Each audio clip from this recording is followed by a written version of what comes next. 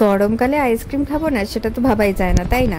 আর সেটা যদি বাড়িতে বানিয়ে নেওয়া যায়, যেটা সুপার ক্রিমি সুপার ইয়াম্মি হবে, আর সবথেকে বড় কথা বড় বড় ব্র্যান্ডের আইসক্রিমকে বলে বলে কোল দেবে, তাহলে তো মনে হয় আর কিছু হতেই পারে না ইচ্ছে ভালো। আর আজকে শেখাচ্ছি বেসিক ভ্যানিলা আইসক্রিম, আর তার সাথে ফ্রিতে শেখাচ্ছি একটার সাথে একটা ফ্রি অফারে শেখাচ্ছি স্ট্রবেরি আইসক্রিম, আর সেটাও কোনো রকম ফুড কালার এসেন্স ছাড়া। তো চলো রেসিপি শুরুর আগে অনুরোধ রইল চ্যানেলটিকে সাবস্ক্রাইব করে ভিডিওগুলোকে লাইক করে পাশে থাকার বেল আইকনটা প্রেস করে রেখো, সো দ্যাট নতুন চ্যানেলে যখনই আসবে ভিডিও তখনই তোমার কাছে নোটিফিকেশান পৌঁছে যাবে। এখানে ফ্রেশ ফ্রেশ স্ট্রবেরি নিয়েছি, সেগুলোকে আমি ভালো করে ছোটো ছোটো করে কেটে একটুখানি লেবুর রস আর সামান্য 2 চামচ মতো মধু দিয়ে 15 মিনিটের জন্য রেখে দিলাম একটু সফট হওয়ার জন্য। এখানে তোমরা চিনির ব্যবহারও করতে পারো, আমি একটু হেলদি করছি তাই জন্য আর চিনিটা দিলাম না। এবার 15 মিনিট পর ঢাকনা খুলে দেখো বেশ জল ছেড়ে গেছে। একটা বোলে ট্রান্সফার করে নিচ্ছি আর একটা ম্যাশারের সাহায্যে ভালো করে প্রেস করে এটাকে ম্যাশ করে নিলাম। মিক্সিতেও এই কাজটা করতে পারো, আমি আর করলাম না, বাস ওইটুকুই।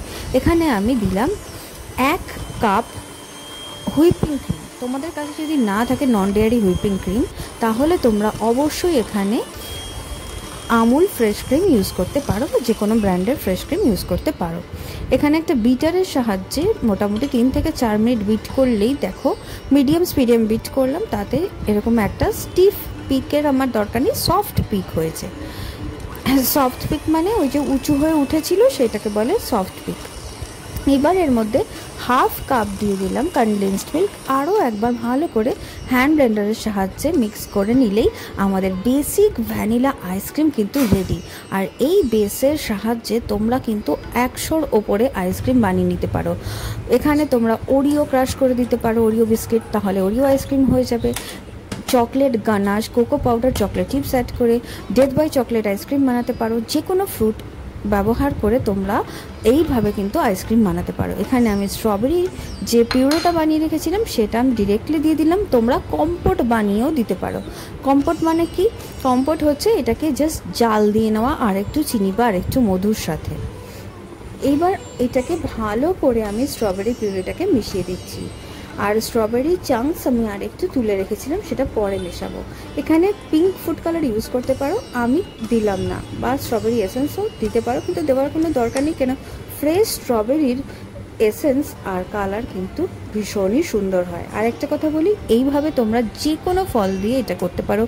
জামুন বা জাম, কালো জাম এখন সিজনে সেটা দিতে পারো, আম দিতে পারো, যে কোনো ফল তোমরা এইভাবে দিয়ে আইসক্রিম বানাতে পারো।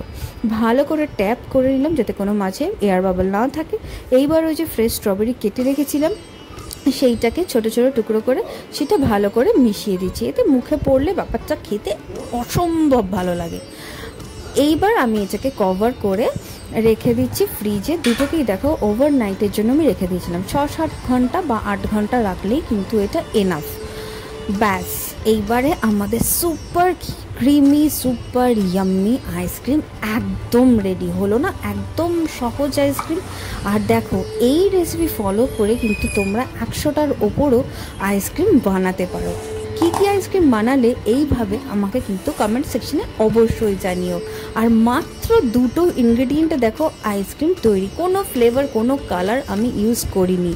কতটা মজার হয়েছে খেতে আশা করি দেখেই বুঝতে পারছো। আর বাকিটা বুঝতে গেলে নিজেদেরকে বানিয়ে ফেলতে হবে আর কমেন্টে আমাকে জানাতে হবে। ভিডিও ভালো লাগলে অবশ্যই অবশ্যই চ্যানেলটিকে সাবস্ক্রাইব করে দিও। এর চেয়ে সহজ আইসক্রিম রেসিপি কিন্তু কোথাও পাবে না।